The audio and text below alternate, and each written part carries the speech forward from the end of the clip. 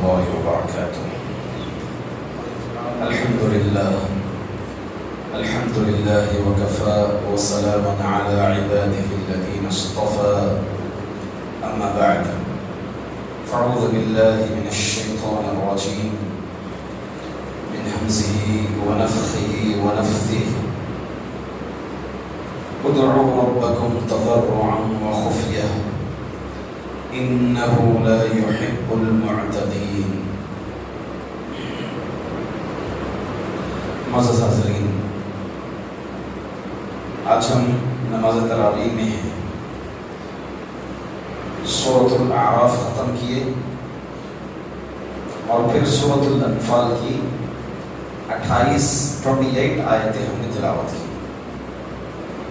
آج ہی کی تراویح میں دوسری آیت جس کو ہم نے پہلے رکعت میں پڑھی تھی، اس میں اللہ تعالی بندوں سے خطاب کر رہے ہیں. ادعوا ربکم تضرعا وخفیہ، تم اپنے پروردگار سے دعا کیا کرو. کیسے؟ گڑ گڑا کر اور چھپکے چھپکے. انہ لا یحب المعتدین، یقیناً اللہ تعالی حد سے نکل جانے والوں کو پسند نہیں کرتے. حاضرین،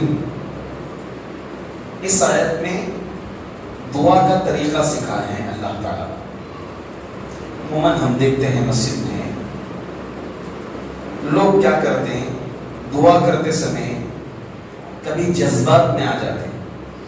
جذبات میں آ کر کے بلند آواز سے دعا کرنا شروع کر دیتے ہیں. اے اللہ مجھے جنت دے، اللہ میری بیٹی کی شادی کروا دے، اللہ وہ کروا. اتنی زور زور سے بلند آواز سے شروع ہو جاتے ہیں یہاں تک کہ آجو باجو والوں کو سب سنائی نہیں دیتا. اور تو اور حد یہ ہے کہ یہاں ہندوستان کی ایک بدعت ہے ہمارے کچھ مسلمان بھائیوں میں. آپ دیکھیں گے اکثر گاؤں قریوں میں افطار سے پہلے وقت مؤذن صاحب یا امام صاحب مائک چالو کرتے ہیں. مائک چالو کر کے تقریباً پونا گھنٹہ دعا کرتے ہیں. کس پر؟ مائک میں.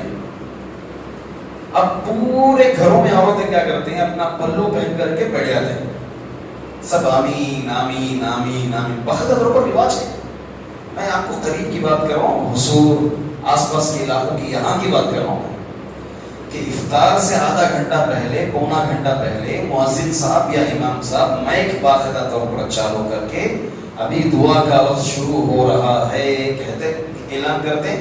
پھر اعلان کرنے کے بعد آدھا پونا گھنٹہ وہ روتے رہتے ہیں دعا میں، اردو میں. اور پھر سب گھروں میں عورتیں کیا کرتے ہیں، اس سمے دونوں اپنے ہاتھوں کو پھیلا کر کے آمین آمین کہنا شروع کر دیتے ہیں. دیکھیے، دعا ایک عبادت ہے. شریعت مطہرہ میں جہاں کہیں بھی عبادت کو ذکر کیا گیا ہے، بتایا گیا ہے، تو عبادت کا طریقہ بھی بتایا ہے. یہ شریعت کی خصوصیت ہے. وہ دعا جس دعا میں شرک ہو وہ قبول نہیں ہوتی. وہ دعا جو دعا کو بدعت کے طریقے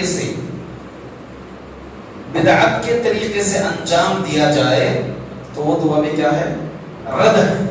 جیسا کہ ہمارے اکثر مسلمان بھائی کیا کرتے ہیں، مسجدوں میں فرض نماز ہونے کے بعد علی الفور امام صاحب دعا کرنے لگ جاتے ہیں اجتماعی طور پر. اس کا ثبوت ہم کو شریعت میں کہیں پر بھی نہیں ملتا. اجتماعی صورت میں کہیں حج کو نکل رہے ہیں تو اجتماعی دعا رکھی جاتی باقاعدہ طور پر. کوئی نیا گھر بنا لیے تو ٹھنڈک کے طور پر وہاں پر اجتماعی دعا رکھی جاتی کہ 2 گھنٹے دعا کرنے کے لیے مولوی صاحب آنے والے ہیں گھر کو. تو یہ دعا ایک عبادت ہے. شریعت مطہرہ طریقہ سکھائے ہیں. اسی لیے دیکھیں اس آیت میں یہ پورے طریقے رد ہو رہے ہیں. ادعوا ربکم تضرعا، تم اپنے رب کو کیسے پکارو؟ گڑ گڑا کر کے پکارو، گڑ گڑا کر کے مانگو اللہ تعالیٰ سے. عاجز ہو جاؤ اس کے سامنے، فقیر ہو جاؤ اس کے سامنے. وخفیہ، اور چپکے سے پکارو. حدیث میں آتا ہے، بعض لوگ اس کے شان نزول میں ذکر کیے ہیں، مگر حدیث ہے کہ ایک مرتبہ صحابہ اکرام رضوان اللہ علیہم اجمعین دوران حج حالت احرام میں جا رہے تھے، تو تکبیر و تحلیل کہنا ہے نا، اللہ اکبر، جی تکبیر و تحلیلات پڑھتے ہوئے چلتے ہیں حاجی لوگ، خاص طور سے 8 ذی الحجہ سے شروع ہوتا ہے یوم الترویہ سے. تو اس سمے صحابہ تکبیرات میں مرد بلند آواز میں بولیں گے، عورتیں دھیمی آواز میں بولیں گے. بلند کا مطلب چیخنا چلانا نہیں. اسی طرح عید کی تکبیرات ہیں، مرد بلند آواز سے بولیں گے، تو بلند آواز سے بولنے کا مطلب چیخنا اور چلانا نہیں ہے.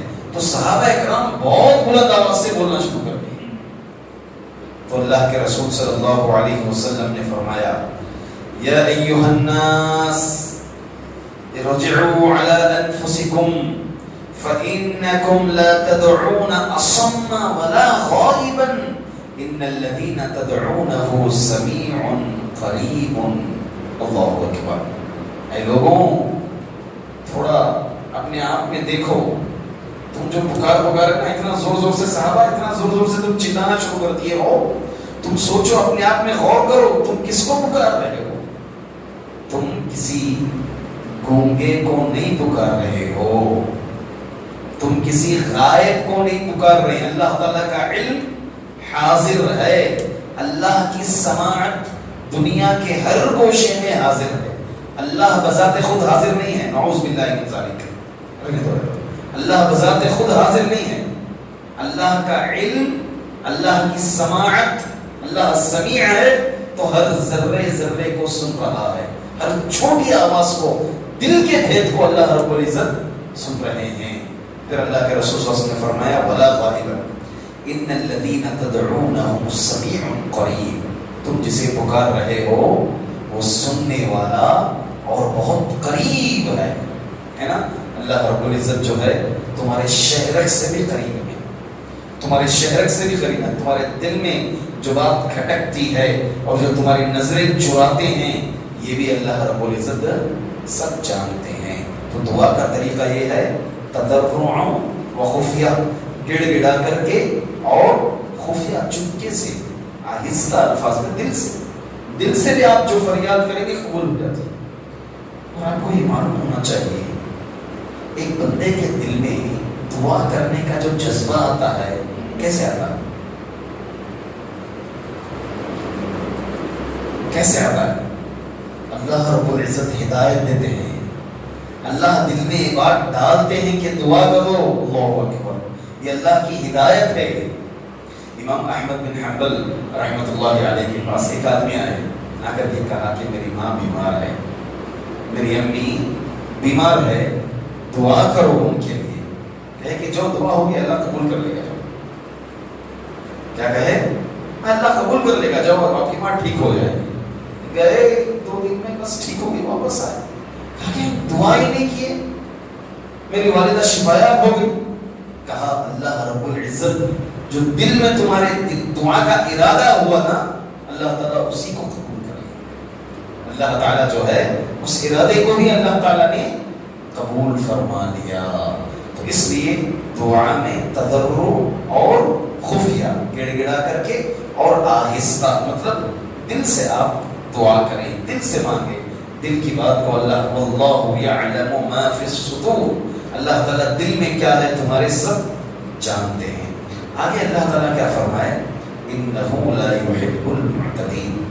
حد سے بڑھنے والوں کو اللہ تعالیٰ پسند نہیں کرتے. اب حد سے بڑھنے والے کے 2 مفہوم ہیں. ایک تو ہر چیز میں حد سے بڑھنا، دوسرا جو ہے دعا میں حد سے بڑھنا. کس میں؟ دعا میں حد سے بڑھنا. دعا میں حد سے بڑھنا کیا ہے یہ؟ چلیے حدیث ملتی ہے اس سلسلے میں بھی ہمیں. عبداللہ بن مغفل رحمہ اللہ علیہ، انہوں نے دیکھا جب ہم دعا کر رہے ہیں اللہ تعالیٰ سے حد سے بڑھنا نہیں دعا میں، تو کچھ علماء نے یہ تک ذکر کیا ہے کہ نبیوں سے بڑھ کر کے صالحین جو اللہ رب العزت جنہیں جنت کی بشارتیں دے چکے ہیں، ان سے بڑھ کر کے ہم طلب نہیں کرنا درجات. کیونکہ ہمارا وہ درجہ نہیں ہے، ہمارا وہ لیول نہیں ہے. اللہ تعالیٰ نے لیول دے دیا. محمد صلی اللہ علیہ وسلم کا لیول، اولو العزم کا لیول، پھر نبیوں کا لیول، رسولوں کا لیول، صحابہ کا لیول، اس میں ابو بکر کا لیول ہے نا. وہ درجات ان درجات سے ہے اور ہم نہیں پوچھنا. کچھ مفسرین نے یہ بھی شرح کیا ہے. تو عبداللہ بن مغفل نے کیا دیکھا اپنے بیٹے کو، اپنے بیٹا دعا کر رہا تھا کہ اللہ مجھے جنت میں دائیں جانب ایک سفید محل عطا فرما دے. فوری طور پر کہا بیٹا اللہ سے یا جنت مانگو اور جہنم سے نجات مانگو. کیا مانگو؟ اللہ سے جنت مانگو اور جہنم سے نجات مانگو. وہ نعمتیں ہیں ادھر آپ کے لیے، نعمتیں ہیں. کیونکہ میں نے رسول اللہ صلی اللہ علیہ وسلم کو کہتے ہوئے سنا کیا یکون قوم یعتدون فی دعائہ والطہور.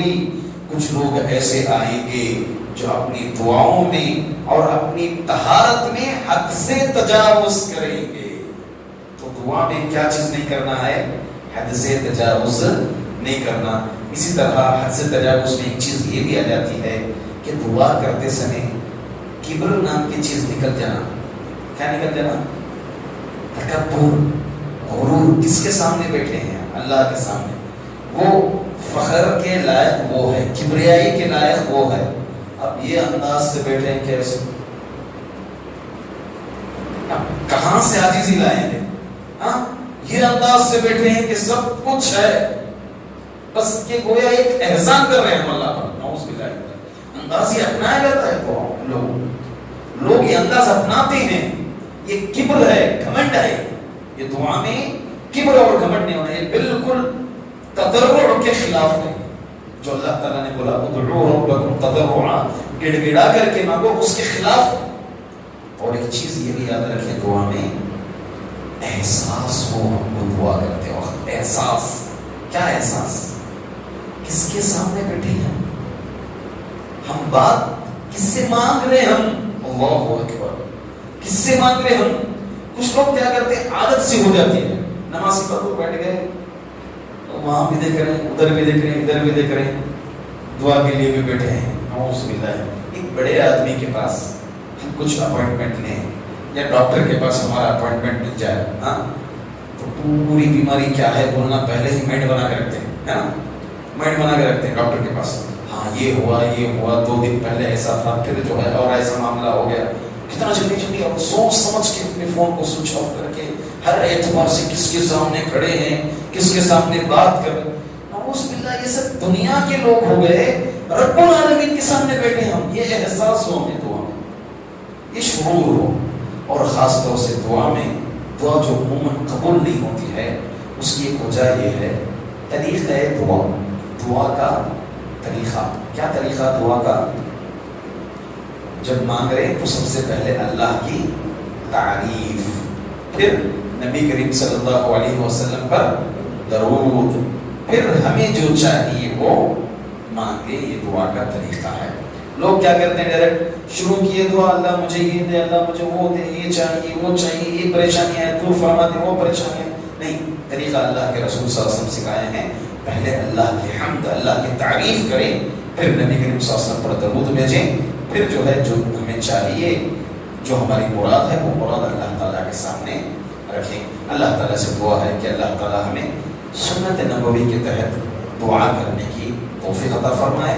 گڑ گڑا کر کے عاجزی کے ساتھ چپکے سے دعا کرنے کی اللہ تعالیٰ ہم تمام کو توفیق دیں. ہماری دعاؤں کو، عبادتوں کو، روزوں کو، نمازوں کو، قیام کو، سجود و رکوع کو اللہ تعالیٰ قبول فرمائے. آمین. سبحانک اللہم و بحمدک، اشہد ان لا الہ الا انت، استغفرک و اتوب الیک.